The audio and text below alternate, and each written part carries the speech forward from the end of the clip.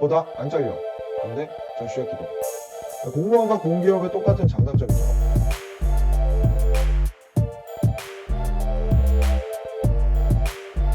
대관절 볼 때 대관절입니다. 오늘의 싹둑 대상은 공공기관 이직, 주로 현직자들이 더 공감을 많이 할 만한 내용으로 다뤘고, 취준생분들도 충분히 받아들일 수 있는 내용입니다. 목차는 취준생 선호도, 공공기관 외주화, 현직자 떠나는 이유, 보편적 사유, 그리고 분노, 마지막으로 오늘의 결론 순으로 이어지겠습니다. 이공계열은 여전히 대기업을 선호하는 경향이 있고, 우리 문돌이, 문송하죠. 문송한 분들은 아무래도 공공기관이나 금융권을 선호하는 경우가 있습니다. 취준생의 29.5%는 공기업을 가장 취업하고 싶다. 그 다음은 대기업이겠죠. 희망하는 직장 한국경제연구원 조사 자료도 역시나 공사 등 공기업이 1위를 차지할 정도로 공공기관에 대한 수요는 예로부터 지금까지 계속 이어지고 있습니다. 그럼 공공기관 장점이 뭐냐? 사기업보다는 안정적으로 다닐 수 있고 공무원보단 돈을 더 버니까 무엇보다 안 잘려.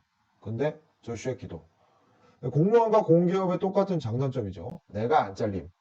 단점. 저 새끼가 안 잘림. 실로 놀라운 장점이자 단점이라 할 수 있죠. 이걸 보면 장점인가?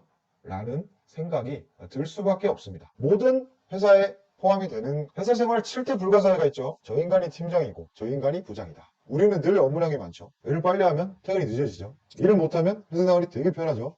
그런 놈들이 안 잘립니다. 일을 너무 잘하면 또 욕을 먹어요. 그 높은 경쟁률을 뚫고 제가 입사를 했죠. 놀라운 이야기가 펼쳐지고 있는 곳이 회사라는 조직이죠. 모든 회사가 다 힘들고 치열합니다. 그런데 취준생들의 꿈의 직장인 공기업에서도 이직을 한다? 어떤 이유일까요? 대표적으로 공기업 취업 선호도 예로부터 인국공이 인기가 많았어요. 그리고 한전, 코레일, 공항공사, 도로공사, 가스공사, LH. LH가 작년부터 최고의 직장이 됐죠. 돌려서 얘기하는 겁니다. 대기업이 아닌 공기업에 한정해서 얘기를 하자면 두 가지 이유가 가장 큰 이유라고 뽑을 수 있습니다. 첫 번째 지방이전, 두 번째 불합리함이죠. 그 안에는 갑질도 있고 공정성에 대한 문제가 있습니다.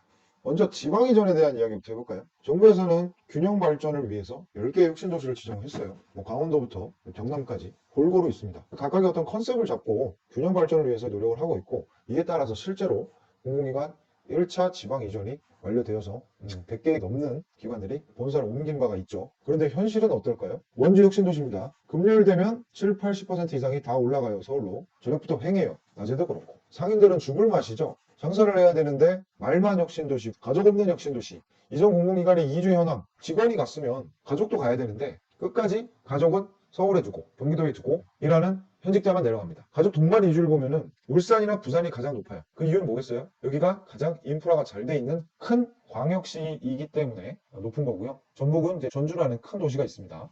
제주도는 어쩔 수 없는 영향이 있겠죠. 서울이랑 멀면 멀수록 정주율은 조금 높아가는데 가까운 곳은 여전히 낮다는 겁니다.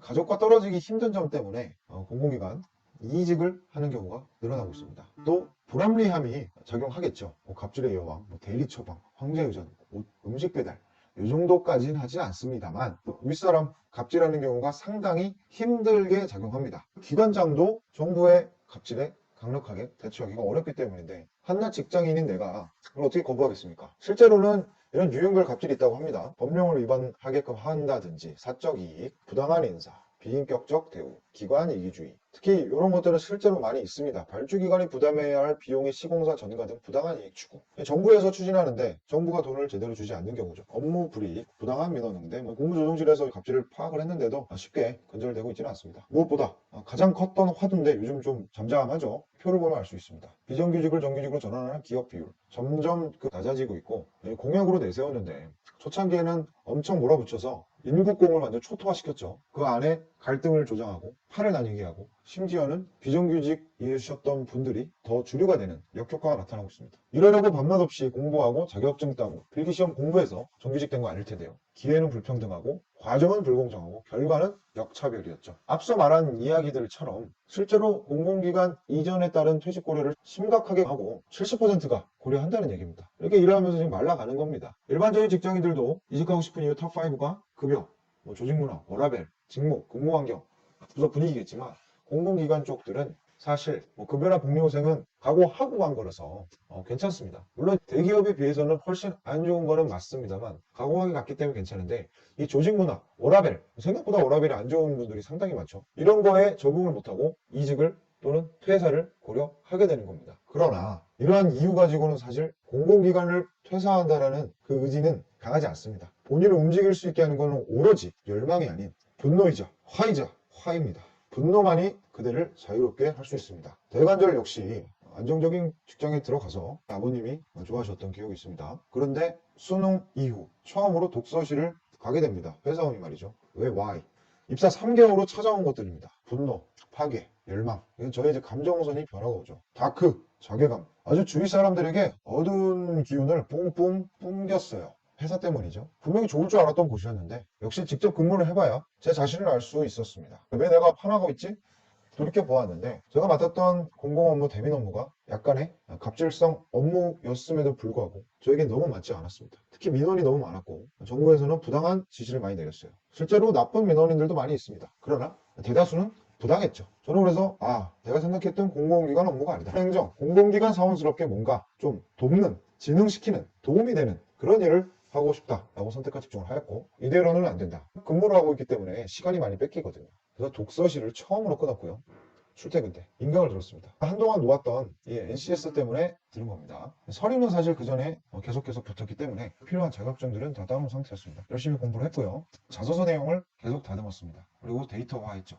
1년 넘는 짧았던 경력이지만 경력이 쌓이니 서류가 잘 됩니다. 계속 잘 돼요. 그러다 보니 주말마다 필기시험을 보러 거의 매주 대전을 간다든지 혁신도시를 간다든지 학교들 많이 찾아갔죠. 요즘 트렌드가 많이들 보게 해줍니다. 끊임없는 노력 끝에 이직을 성공합니다. 우리가 가장 두려워하는 면접 시 질문은 거진 이직 사유였어요. 그러나 저는 직무 연관성 어필을 성공했고요. 과거에 이랬고 앞으로는 이럴 것이다. 전 회사를 부정하거나 욕하지 않았습니다. 그렇게 하면은 쉽게 붙기가 어려워요. 자신의 경험을 계속 이어가면서 현재 회사에 기여할 수 있다는 그런 프로세스로 면접을 보았고 합격을 해서 현재까지 다니고 있습니다. 물론 인생은 또 모르는 겁니다. 파이어를 해야죠. 저는 이 과정에서 내가 더 나은 직장에 가겠다는 욕심 이런 거보다는 순수히 분노와 좌절이었습니다. 이직 준비하면서 탈락 많이 했어요. 그래도 어떡합니까? 너무 열받는데 회사에 가면 이런 일이 또 이런 위험이 또 이런 사람들이 계속 있는데 이런데 어떻게 계속 있습니까? 하고 갔는데 또 똑같죠.